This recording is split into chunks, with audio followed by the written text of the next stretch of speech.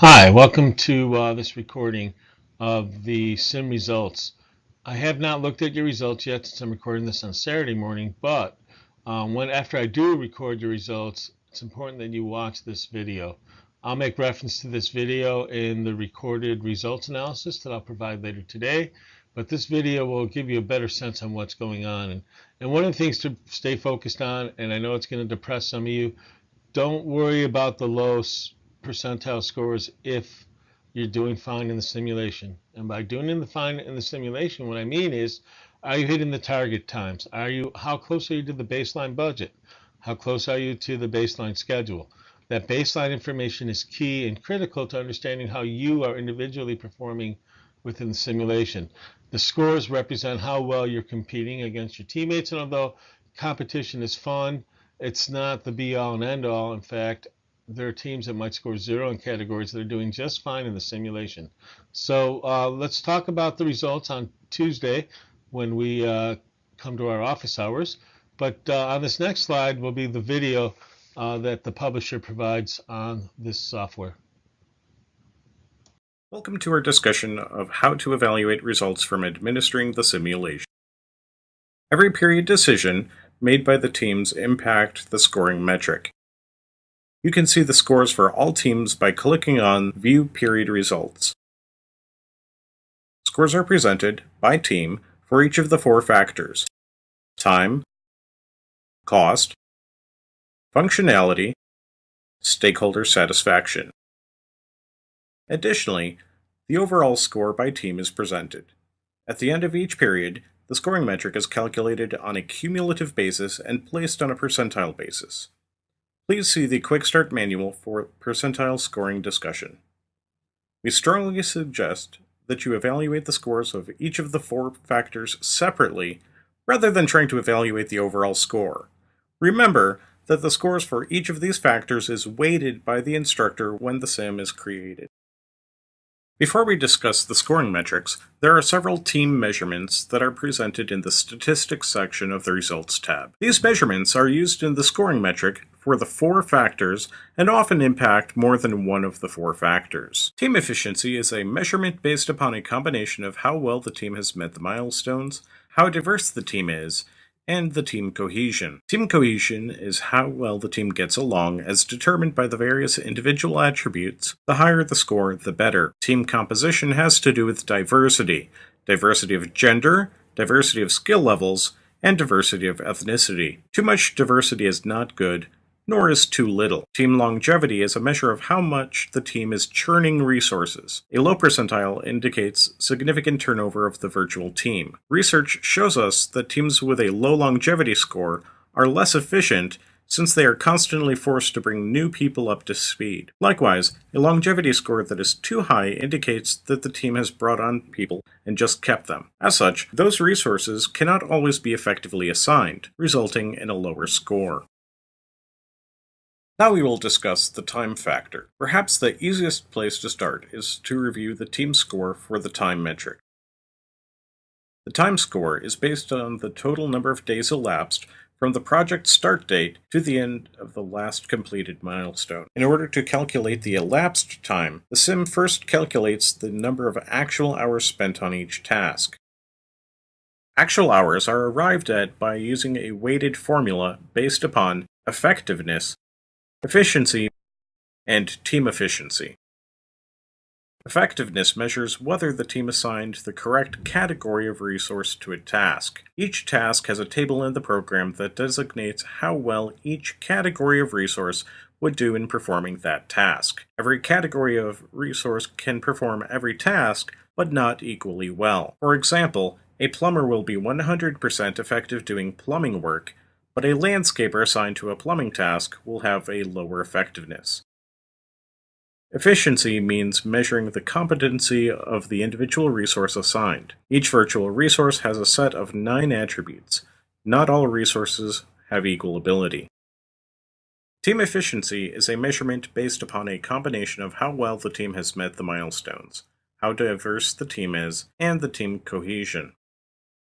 Another factor that the sim uses in the time calculation is percent allocated. When a student assigns a resource to a task, the simulation asks for an allocation percent. If the student assigns the resource at 100%, that means the resource will work on that task 8 hours a day until completed. An assignment of 50% means the resource will work on that task 4 hours a day until completed. If students are assigning a low allocation percentage, it will take more days to finish, impacting elapsed time.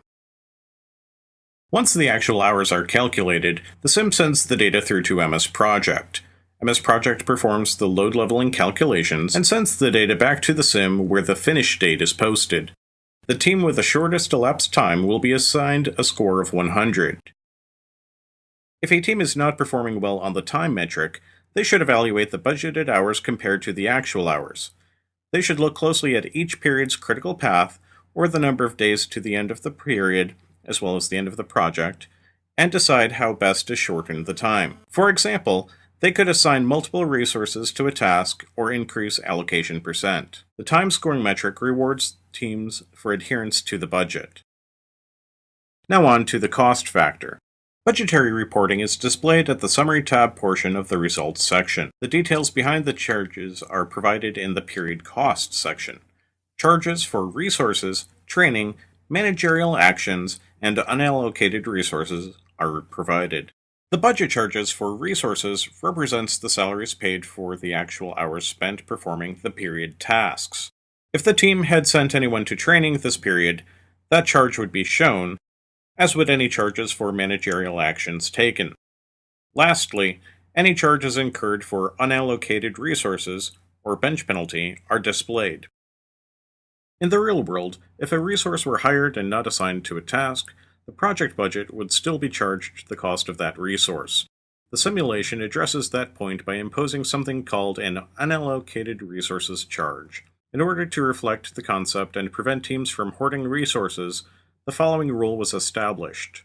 If a resource is not assigned to a task or to training for at least 25% of the elapsed time of the period, the simulation will charge the team budget for up to 25% of the resource's salary. Now we are going to take a look at the Task Actual section. Supporting data for the resource charges to the budget are provided at the Task tab in the Results section. The actual hours needed to complete the different tasks and the hiring price for each resource are used to generate the resource charge. Please remember that the cost metric is not based on the lowest cost.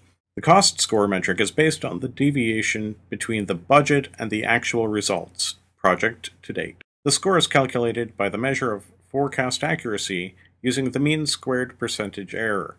As such, it is entirely possible that the team in first place for cost may have a higher cost than a lower ranking team. The next section will focus on functionality and stakeholder satisfaction.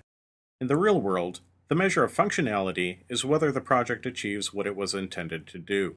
Likewise, the issue of stakeholder satisfaction is whether the stakeholders are pleased with the project performance.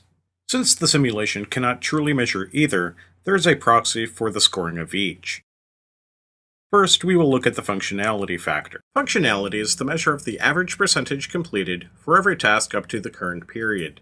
The percentage task completed is determined by how much of the task the resource completed during the estimated time. For example, if a task is estimated at 40 hours and the team finishes it in 50 hours, the percentage complete is shown in the formula here. The equation is estimated time divided by actual time, all multiplied by 100. The percentage complete for each task is then averaged for all tasks completed, and this number represents the functionality score. The assumption is, the higher the average percentage completion of tasks, the more likely the project will do what it was intended to do. The team with the highest percentage is set at 100.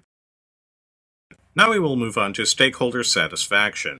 Stakeholder satisfaction is measured using both internal and external characteristics of the team members. The external stakeholder score is impacted by time, cost, and functionality scores, as well as the interpersonal skills of the virtual team. The internal stakeholder score is impacted by how often the team met milestones, the interpersonal skills of the virtual team, and the management style of the player team. As with the other metrics, the team with the best score receives a 100, and the team with the lowest receives a 0.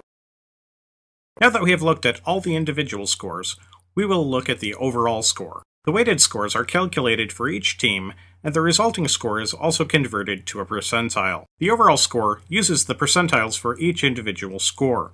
Each percentile is then weighted according to the weights designated by the instructor when the scenario was created to produce an overall score for the team. Lastly, we will look at the Microsoft Project interface. One feature that makes the simulation unique is that it interfaces with MS Project. This provides additional tools to aid students in managing their project and evaluating results. First, we will cover the background. By way of background, the simulation calculates the actual time and expense of tasks based on the team decisions. The simulation then creates a file of the virtual project with budget and actual time and dollars that can be viewed in MS Project. We refer to this file as the MPP file. You may view the file by clicking on the View MS Project Plan button at the Summary section of the Results tab. Note: you should save the file at the end of every period on your local drive or jump drive in order to have full functionality of MS Project for your virtual project. Please note that it is not the intent of the simulation to teach students how to use MS Project. Your class may or may not have a working knowledge of MS Project. However, students should be able to avail themselves of certain basic capabilities of the simulation and MS Project interface in order to enhance their ability to analyze the results of their decisions. Remember, any analysis you can normally perform in MS Project can be conducted using the saved MPP file generated by the simulation. Several MS Project areas that you may want to consider for review are the Gantt chart and reports.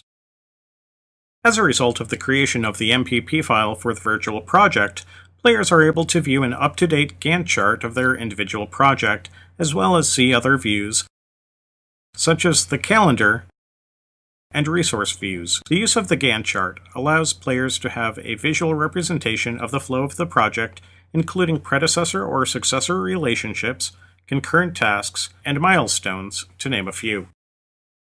In addition to the Gantt chart, players should find it extremely helpful to access the reports available through MS Project. Players can find the various reports by clicking on View on the MS Project toolbar. Two reports in particular that may be of particular interest are the Project Summary and the Cost Budget reports. In the Cost Budget report, players are able to see budget versus actual costs and variance on a task-by-task basis. Players can then see particular tasks for decisions that were made and those that resulted in a higher or lower cost than budgeted cost. Additionally, the project summary shows the variance on a task-by-task basis with respect to the hours to complete each task. Review of these and other reports will provide a good foundation for understanding where the players could have done a better job in the management of their virtual project. There are no canned answers to playing the simulation. Each simulation is unique, and each team's decisions are evaluated as they compare to the decisions from other teams within the simulation. Teams should plan and then carry out their strategy for completing the project. The best advice we can give is that the teams make decisions as if the simulation were a real-life project. Thank you for viewing the Sim Professionals LLC video on how to evaluate results from playing the simulation.